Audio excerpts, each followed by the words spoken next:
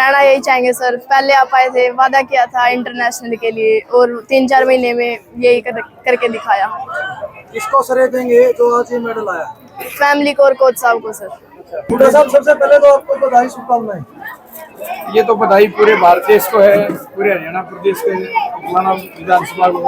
मेरे साथ यहाँ पर मेरे बड़े भाई विधानसभा में साथी रहे, यहाँ पर जो पूर्व मंत्री थे बड़े भाई साहब अनूप धानक जी भी हैं, लड़की हुए कोच हैं सतीश पुनिया जी, और दोनों लड़कियाँ अर्पिता और कोमल, और समस्त ग्रामवासियों को मेरी ओर से बधाइयाँ हैं। लड़कियों के माँ बाप को भी बधाई के पात्र हैं, इतनी योग्य है, सौभाग्यशाली लड़कियों को दिया है। कोच के तौर पर अगर बात करूँ, सबसे पहले तो बच्चों की सिलेक्शन में बड़ी विचारधारा मैच करनी पड़ती है आपस में, कोचों को फेडरेशन के साथ में टीम सेलेक्ट करी, उससे लेकर के गोल्ड मेडल आने तक की जर्नी कैसी रही, थोड़ा उसके बारे में बताइए। देखो, टीम सिलेक्शन होने तक बड़ा लंबा संघर्ष रहता है, चाहे वो खिलाड़ियों का हो चाहे कोचेज का हो। ये बच्चे दिन रात इतनी मेहनत करते हैं, पहले तो नेशनल प्रतियोगिता खेलते हैं, वहाँ से पूरे देश से 40-42 खिलाड़ियों को चुना जाता है। उसके बाद लगातार 2 महीने तक इनका कैंप चलता है, उसमें 2-3 बार ट्रायल्स होती हैं। इस दौरान से लड़कियों बहुत खिलाड़ियों को चोटें भी आई हैं। लड़कों में 2-3 खिलाड़ी ऐसे थे जो बिल्कुल सिलेक्शन में हकदार थे, किसी का पैर भी टूटा है बिल्कुल बीच में से। तो ऐसी लड़कियों ने बहुत संघर्ष किया है, और संघर्ष तो देखो मेरे लिए सबसे बड़ी खुशी की बात इसलिए कि खिलाड़ी होने के नाते तो मैंने देश का मान बढ़ाया, और बीच में दुनिया की सबसे बड़ी राजनीतिक पार्टी भारतीय जनता पार्टी और देश के आदरणीय प्रधानमंत्री श्री नरेंद्र मोदी जी के आशीर्वाद से मुझे भारतीय जनता पार्टी से टिकट भी मिला। मेरे लिए तो बहुत बड़ी खुशी की बात थी, और इसके बाद जिंदगी में एक दूसरी बार खेल से जुड़ने का मौका मिला कि लड़के के साथ भारतीय टीम का कोच बनकर जाने का मुझे सौभाग्य मिला। और इन खिलाड़ियों ने इतना मान बढ़ाया कि क्योंकि मैदान में तो ये खेले हैं, हम तो सिर्फ मार्गदर्शक थे। इन लड़के इतना जोरदार खेला कि पहली बार यूथ एशियन गेम्स में कबड्डी शामिल हुई थी, और देश को पहले 2 स्वर्ण पदक कबड्डी नहीं दिलाए हैं। बधाई के पात्र ये लड़कियां हैं, ये स्टार हैं देश की। और मैं तो ये कहना चाहूँगा कि ये इनका पहला टूर नहीं है। अर्पिता और कोमल को रुकना नहीं है, और ना हम इनको रुकने देंगे। और खासतौर पर बधाई के पात्र हैं इनके कोच सतीश पुनिया जी, जो एक CNS अकेडमी भी चला रहे हैं। यहाँ से और भी प्रतिभावान खिलाड़ी निकलेंगे। और फिर से अनूप धानक भाई साहब को बधाई और धन्यवाद, इन बच्चों को हौसला बढ़ाने के लिए स्पेशली यहाँ पर आए हैं।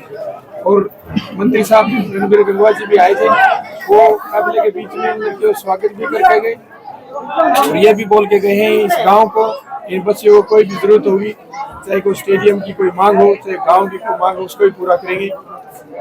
बूढ़ा साहब, अगर बात करूं गेम की, जिस प्रकार के मैच हमने देखे, लड़कियों ने तो एक 1 साइडेड मैच रखे सारे के सारे, लेकिन लड़कों के मैच में आपका भी जोर लग गया, तो उसके बारे में थोड़ा बताएं। देखो, ईरान पिछले 6 एशियन गेम से हर एशियन गेम्स में बढ़िया खेलता है। 2018 एशियन गेम्स में ईरान की टीम जीत भी गई थी, बीच में भी 2014 एशियन गेम्स में भी लास्ट डेट पे मैच खत्म हुआ था।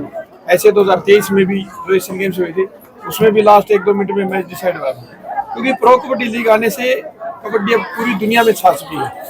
तकरीबन 40 से 42 देश अब कबड्डी खेलते हैं, तो एक वर्ल्ड लेवल का गेम हो चुका है। तो दूसरे देश भी कबड्डी में आ गए, ये खुशी की भी बात हुई है। और टफ मैच लगना तो स्वाभाविक था, क्योंकि ईरान के खिलाड़ी प्रो कबड्डी लीग में 2.5 करोड़ रुपए खेल रहे हैं, 20 से 22 खिलाड़ी खेल रहे हैं। तो ईरान में कबड्डी, हमारे देश का पैतृक खेल तो है ही कबड्डी, लेकिन पूरी दुनिया से खेलती है।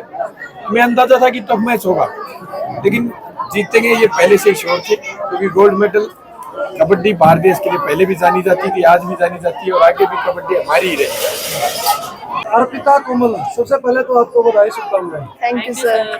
पिछला कार्यक्रम में हम सारे आए थे और आपसे टारगेट पूछा था कि अगला कार्यक्रम किस चीज का होगा। आपने कहा भाई इंडिया टीम खेल करके आएंगे तभी प्रोग्राम करेंगे। 3 से 4 महीने में रिजल्ट दे दिया और आपका इंडिया का प्रोग्राम हो गया, क्या कहना चाहोगे? कहना यही चाहेंगे सर, पहले आप आए थे, वादा किया था इंटरनेशनल के लिए और 3-4 महीने में यही करके दिखाया। किसको श्रेय देंगे जो आज ये मेडल आया? फैमिली को और कोच साहब को सर। कितनी मेहनत, अगर मान के मैं चलूँ, कितनी मेहनत इस मेडल के पीछे? प्रैक्टिस तो शुरू से करते हैं सर, लेकिन इसके लिए थोड़ा एक्स्ट्रा करना पड़ता है, कैंप भी अच्छा करना पड़ता है, मतलब पूरा कैंप मतलब बेस्ट देना पड़ता है अपना। अगर मैं फर्क की बात करूँ, आपने राष्ट्रीय स्तर तक के अब तक कैंप लगाए थे, लेकिन अंतर्राष्ट्रीय लेवल का कैंप भी लगाया है, अंतर्राष्ट्रीय लेवल का टूर्नामेंट आप खेल करके आए हो, उसमें और पहले में क्या अंतर था? क्या चीज अलग लगी और क्या अच्छा लगा? अंतर बहुत है सर, प्रैक्टिस में भी अंतर है, प्रैक्टिस का शेड्यूल अलग है, नेशनल के लिए अलग करते हैं, इंटरनेशनल के लिए अलग, मतलब सारा कुछ सब कुछ अंतर है सर। साथ में जो कोच गए हुए थे उनका बड़ा योगदान रहता है, हाँ। थोड़ा सा आपके साथ में करें, और भी कोच थे, कैसा उनका सहयोग रहा, किस प्रकार से आपको एक कोचिंग के तौर पे, एक छोटी बहनों के तौर पे आपके साथ पेश आए? सब कोचों ने अच्छी कोचिंग दी सर, कैंप में भी अच्छा करवाया, प्रैक्टिस भी अच्छी करवाई और वहाँ पे भी अच्छी कोचिंग दी। अगर मैं बात करूँ आगे के टारगेट की, क्या टारगेट है? आगे senior Asian game. Senior Asian game.